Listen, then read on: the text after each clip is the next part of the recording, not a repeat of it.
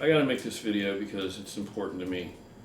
My dad is, he's doesn't have long. He's about to, he's about to die. He doesn't have long. We don't know how much longer. Now, first, just a brief backstory. My dad, the man that raised me and my brother, was, when you even think of a man providing for his family, I can't think of a more stellar example than that which I witnessed from him firsthand. I can't even imagine if I were to write a work of fiction, I couldn't write a more steadfast, dependable, loyal, self-sacrificing protagonist. He would work sometimes 2 or 3 jobs at a time. He always worked for the Baltimore Gas and Electric Company. I remember when he climbed telephone poles, he would had these spikes that strapped on the inside of his legs, his thighs, or his calves, and he would climb these poles this way, digging one in after the other. And then as a side job to that, he climbed trees. He worked for a tree trimming company because he didn't have any fear at all of heights, and he could climb anything. And then a third job on the side is he had been a cook in the Army, so he liked to cook. He would cook huge, but he was used to cooking huge amounts of food. So he would, cook like big, huge pots of anything he made. And that worked out fine because the third job he had was he steamed crabs, sometimes in the evenings and sometimes on the weekends, for a crab company, a crab house, big crab house back in the day. And he was the guy that steamed all the crabs. Now, he was a big guy. My brother and I, when we were kids at the dinner table, would always say, "Make a muscle, Dad, make a muscle." And he would hit a bicep shot. Never knew him to lift weights, never saw that, never heard of that. I don't know if he ever did. I know that he played he played football at some high competitive level. I don't know, the details of that, because when he got married and came into, developed this family, that was what he did. That was what he did. And any interest that he had, that he brought with him into the relationship with my mom, he shared with his children. He introduced us to. He never took time just for him. He never went fishing by himself. He never went out into the woods by himself. He never did anything just for him. He always incorporated his family. If there wasn't a way to incorporate and involve his family, it seemed he never did it. He was always working. When he was home, he was working, but he'd involve us. He'd be laying concrete, dig out a driveway and lay concrete, or he would erect a flagpole, or he would put a new awning on the house, or new front of the house, or build onto it, or he would, build a shed that would be like something almost bomb-proof. It was so well built. He could build anything. He was a man's man. He could do all the things that you stereotypically, if you go back to his time as he grew up, the things that a man you would expect that a real man could do, he could do. He had all these skills and abilities. He knew what all the plants were. That was another big thing. He grew up on a farm. He knew there wasn't a tree or a plant he couldn't identify. Just a wealth of knowledge. What a good guy. So 2 years ago when he had a stroke, and it left him in a wheelchair, that kind of really was a huge impact in his life. It would be in anybody's life, but to a man that was still working, that now, long retired from the gas electric company, not climbing anything anymore, he still worked at a golf course because that was a game he had a passion for in his youth. Of course, he never played while we were growing up because he was a dedicated family guy, and if it didn't fit in with the family, he didn't really do it. So he returned to that. He had a passion for it in his youth, and he picked it back up, and he was a golf instructor or whatever, worked at his golf course. He was apparently very good. I never got to see him play. Unfortunately now, as an afterthought. So when he, had the stroke, he no longer worked at the golf course, and he had told my brother at one point, confided in him that he felt like he was just useless now and that he didn't have any purpose anymore, which is a horrible thing, for that guy to really, it's a horrible thing for anybody to think. So when my brother called me 2 weeks ago, or now it's been like 3 weeks, I don't know, he called me the week before I went to the hospital about the heart, and he called and said, Jimmy, we need to go up and you need to come with me to go see Dad, because I don't know how much longer he's got. He's taken a turn for the worse. They put him in, he's in a Catholic hospice. They just put him in there. They expected him to come home. It was just like a break on his wife, so that she could, because he required a lot more care apparently lately. And he would go there and stay there for a few days, and then she would get her whatever she had to organize or get together at home, things she had to settle and take care of, and then he would come back home. So his wife totally believed that he's coming back.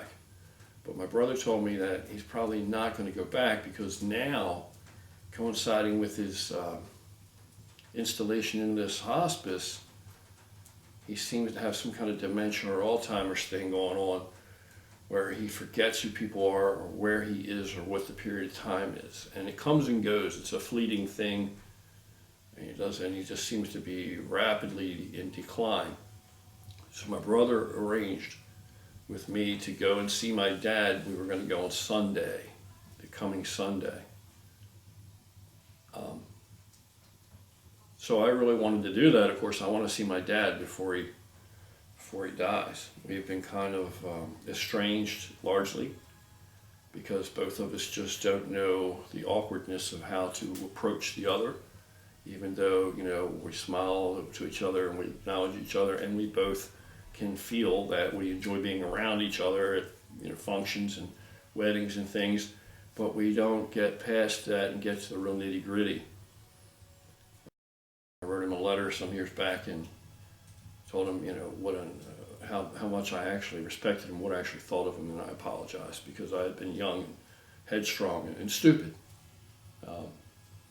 and didn't realize the benefit of everything that he had to share knowledge-wise and philosophically and just life lessons. And it's a really long, complicated story, and I'm making these videos too long lately as it is, so just suffice it to say that I love my dad dearly and respect him like I've never respected any other man. And I have a lot of regret. But at the same time, like always, it is what it is. Can't change it. It is what it is.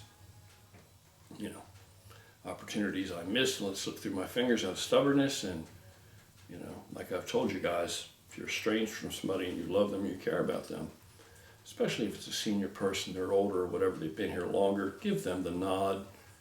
You know what I mean? You eat it, you swallow it, you take that step, you go over it, you humble yourself. That's what should be. That's what should happen if it means anything to you. Don't wait for him to meet you halfway or her to meet you halfway. Although in his way, he was trying. He called me after I had written him this letter a few years ago, and he told me on the phone that he loved me, and he was a guy that was not known to be the most affectionate guy, in public and things. And that I'll always be his son, and that he's my dad, and we were good. But I wish I would have spent more time with him. God only knows how it might have helped him. It would have absolutely helped me. Anyway, so I wanted to go and see my dad. And when all this started to happen with this, what I thought was my heart, and I still think was my heart, even though medicine says it wasn't my heart, I think it still was. I didn't want to go because I thought for sure it's some serious shit. They're going to cut me open and some more stuff, and I've got to take the chance and wait because I need to see my dad because he might die. I need to see my dad. I don't, the heart thing, it's inconvenient timing right now. Whatever happens, happens. It is what it is. I don't want to die, but if I die, I die. I'm just hoping I can stave things off. This is one of my prime motivations. There were other concerns, life insurance and so forth. I need more life insurance, et cetera, et cetera. But that was a huge thing. I got to see my dad on Sunday, man. I can't be laying in a hospital with my chest cracked open and just thinking solely of me, which wouldn't be solely me, but let's face it, if you're getting ready to die, you are thinking of yourself a good bit while he passes. And I missed the opportunity. So since he was having some problems with dementia, I decided, I don't have time for this horse shit. I'm gonna shave all this crap off my face because Lord knows I want him to recognize me if it's possible, and he has a lucid moment. So I never lived at home in my youth with any facial hair, so I shaved it all off to go, to look like me, to him, I guess. Even though he's seen me over the years, he knows I don't look like that. I never look like any of this. So I did go and see him, and I just thought to myself, most of the time he slept. He was in and out of consciousness, but it seemed that he recognized that I was there, and he smiled, which is awesome. He said my name.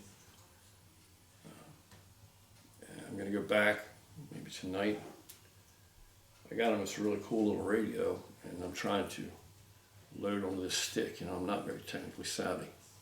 Now, I've got a lot of songs from Spotify, a whole playlist, and I want to put them on this little USB stick so that I can put it in this radio and it can play a couple hours of the songs that I recall him listening to and enjoying when I was a little kid. Just so it's there quietly in his room, because other than that, it's quiet in there. And the place he's in is gorgeous. This Catholic hospice is gorgeous. There's no question about it. It's beyond expectation. But what kind of quality of life is that? You're just there, in and out of conscious. Somebody can straighten your sheets for you or straighten your sweatpants when they get all twisted. It's uncomfortable, but basically you're just going to lay there,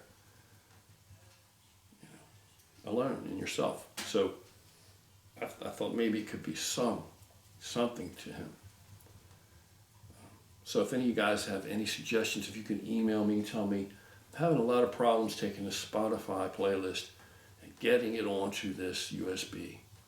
Simple as that. If you know anything about that shit, why it won't work or how it works or what I need to do or any other thing, man, I would really, really greatly appreciate it. Just email me and try and explain it to me a little bit.